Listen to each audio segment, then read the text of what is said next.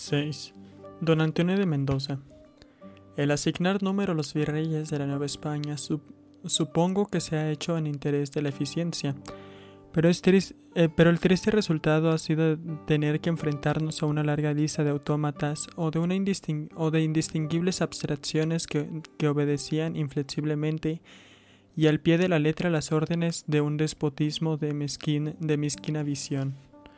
Salvo excepciones, a los virreyes se les representa como hombres viciosos y corruptos que prostituyeron su alto oficio para amasar una fortuna, y aun aquellos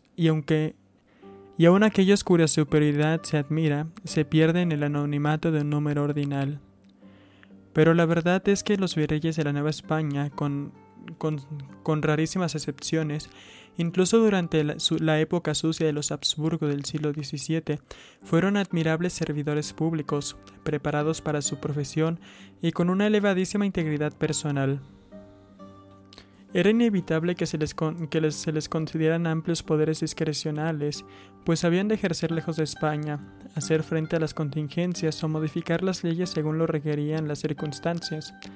Solían escogerse con sumo cuidado, pues legalmente eran en la persona del rey y habían de honrar la majestad de su trono.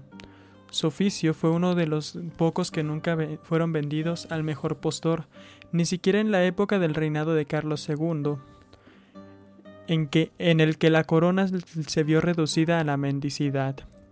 Hombres de distinguida capacidad se sucedieron en larga línea, pocas veces ininterrumpida, sobre todo durante el importantísimo siglo XVI, cuando comenzaba a conformarse la estructura política de la colonia. Que de vez en cuando apareciera entre ellos un sinvergüenza o un tirano estúpido e innoble, solo prueba que la Nueva España no pudo escapar al destino general de la humanidad. Pero creo que la calidad media de los virreyes de la Nueva España fue tal que ningún país del que yo tenga noticia ha gozado de mejor suerte con sus gobernantes.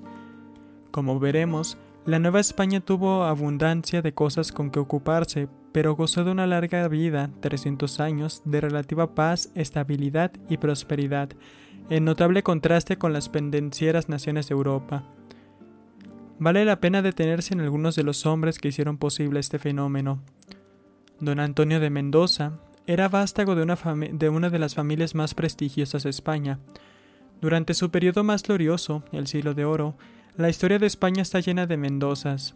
Dieron a España hombres tan grandes como Íñigo López de Mendoza, marqués de Santillana, comandante de Isabel la Católica en la conquista de Granada, guerrero y poeta sobresaliente del siglo XV.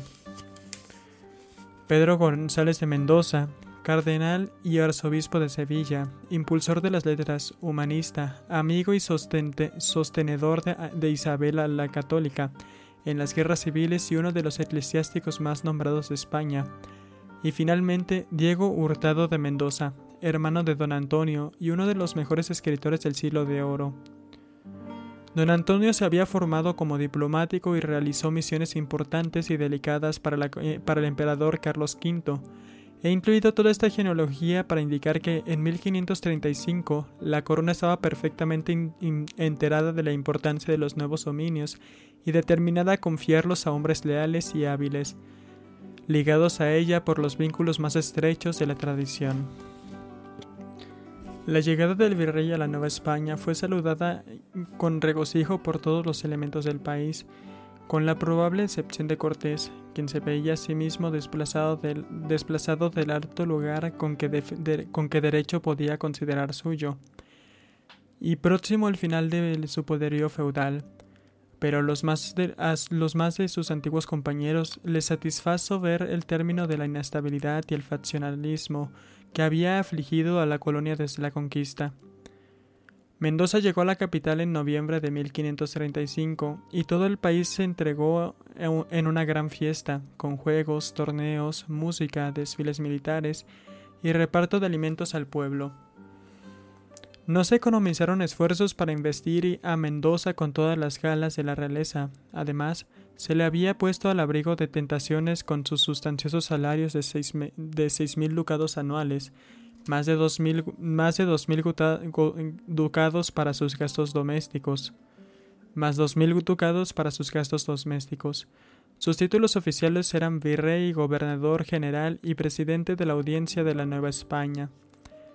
La política colonial de la corona perseguía entonces dos propósitos generales: la destrucción del cuasifeudalismo que ejercía la clase de los conquistadores encomenderos y la formación de un organismo político centralizado cuya autoridad descansara por completo en la corona.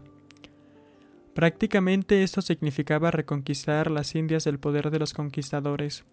El virreinato no era una sin cuera. Mendoza tenía que cercar a Cortés con todas las restricciones posibles, pero sin incitarlo a una verdadera rebelión, y lo mismo tenía que hacer con los demás viejos conquistadores que ya formaban una aristocracia privilegiada. Tenía que organizar la administración de los indios y protegerlos contra la desmedida explotación. Tenía que fomentar las rentas reales, mantener el orden público, fundar pueblos y abrir caminos, establecer los servicios públicos y mantener en actividad ininterrumpida la minería, la agricultura y el comercio en general. Afortunadamente, antes de la llegada del virrey a la Nueva España, los capaces magistrados de la Segunda Audiencia habían realizado una muy considerable labor de desmonte. Estos eficaces funcionarios permanecieron junto al virrey como asesores e integrantes del Tribunal Supremo. Los viejos conquistadores miraban al gobierno virreinal con justificable suspicacia, pues el recelo se había hecho hábito en ellos desde su experiencia con Nuño de Guzmán. Cortés todavía estaba descontento y podía causar trastornos. No se había logrado dominar a quien hacía 5 años regía como un sátrapa en la Nueva Galicia. Desposeer de sus privilegios a estos hombres violentos y ambiciosos requería tacto, fuerza y sutileza, cualidades que poseía Mendoza en alto grado, además del gran prestigio de la corona y el apoyo incondicional del más alto tribunal del país. No viene al caso repetir con detalle el relato de la pugna interminable entre Nuño de Guzmán y Cortés, cada uno de los cuales se reclamaba todo el territorio que abarcaba su imaginación inevitablemente habían de chocar, y su enemistad sería útil al virrey. Habían conseguido su propósito, conquistar un imperio, y ahora el interés de la corona era deshacerse de ellos con tan poco trastorno como fuera posible. De los dos, Nuño de Guzmán era con gran diferencia el más vulnerable en todos los aspectos, y Mendoza se las ingenió para enviarlo a España en 1537 a fin de que respondiera de los viejos cargos de su juicio de residencia. 2 años más tarde, Cortés, disgustado por las eficientes maniobras de Mendoza, que le ponían al filo de la derrota a cada paso, también volvió a España, donde permaneció hasta su muerte en 1547. Eliminando estos dos jefes principales, los otros ofrecían menos dificultad.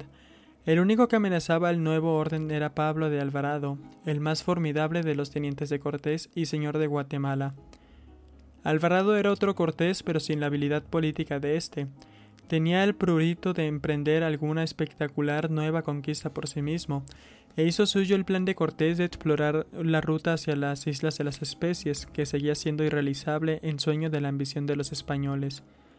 Con tal propósito acordó un contrato con el Consejo de las Indias, pidió prestada una fuerte suma, reunió una fuerza de 600 hombres y construyó una flota de 12 buques que arribó a las costas de Colima en 1540. Pero los navíos estaban muy lejos de hallarse en condiciones de hacerse alta mar. Además, por las cláusulas de su contrato, Alvarado estaba obligado a admitir a Mendoza como socio de su aventura. El dinero y los abastecimientos que necesitaba solo podían procurarse en la Nueva España. En suma, Alvarado había quedado concienzudamente atado por el Consejo de las Indias. Entretanto, la Nueva España se vio de nuevo alborotada otra vez por la noticia de que otro país de maravillas, las 7 ciudades de Cíbola.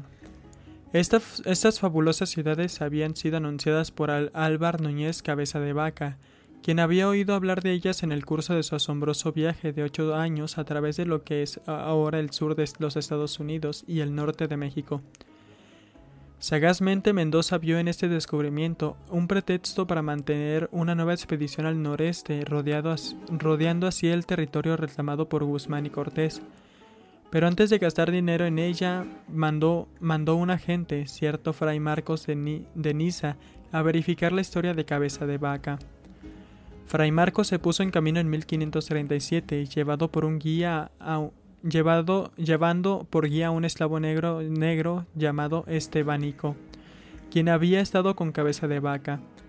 Pero en alguna parte del norte de Sonora, Estebanico desapareció. Fray Marcos dijo que lo habían muerto, pero según una leyenda que aún pervive en el sudeste norteamericano, Estebanico huyó y llegó a ser cacique de indios. Así es que el fray Marcos volvió a la capital con la vívida descripción de un gran pueblo que había avistado de lejos, más grande que la Ciudad de México. Por desgracia, pese a lo que creían los patriotas de Nuevo México, y no obstante estar su nombre grabado en la roca cerca de Santa Fe, fray Marcos no pudo haber llegado ni a varios cientos de kilómetros de las 7 ciudades, o sea, las aldeas de los indios de pueblo de Nuevo México. Mendoza no había esperado la vuelta de fray Marcos para organizar una vasta expedición bajo el mando de Francisco Vázquez de Coronado, rico encomendero de la Nueva España, destinado a explorar las 7 ciudades tan pronto como verificase la leyenda de Cíbola. No contamos con el más leve indicio de que nos oriente sobre el motivo de que llevó a fray Marcos a inventar la fantástica fábula. Puede ser que hubiese llegado a un acuerdo entre él y Mendoza para descubrir las ciudades, existiesen o no, pues Mendoza estaba impacientísimo por poner en marcha la expedición de Coronado antes que Cortés pudiera hacer algo más que protestar, o que Alvarado apareciese y reclamara tomar parte en ella. Es igualmente posible que fray Marcos fuera lo bastante crédulo para admitir la existencia de las 7 ciudades, pues era la época de la credulidad y maravillas más grandes habían sido descritas. Por ejemplo, la leyenda de El Dorado. Como cualquiera que fuera el relato de fray Marcos, resultó uno de los más costosos jamás costeados. La pérdida en dinero y vidas en la expedición de Coronado fue tan excesiva que el Consejo de las Indias despachó una orden perentoria prohibiendo gastar más en tales disparates. La expedición de Coronado se había puesto en camino en febrero de 1540, apenas 6 meses antes de la arribada de Alvarado a Colima. El problema de Mendoza con Alvarado era cómo excluirlo de la expedición de Coronado y ligarlo a la corona tan fuertemente que le hicieran perder toda esperanza de fundar otros de aquellos estados semifeudales que eran antema para los Augsburgo. La importancia de que reconocía a Alvarado era tal que hizo el largo viaje a Colima para verlo en persona.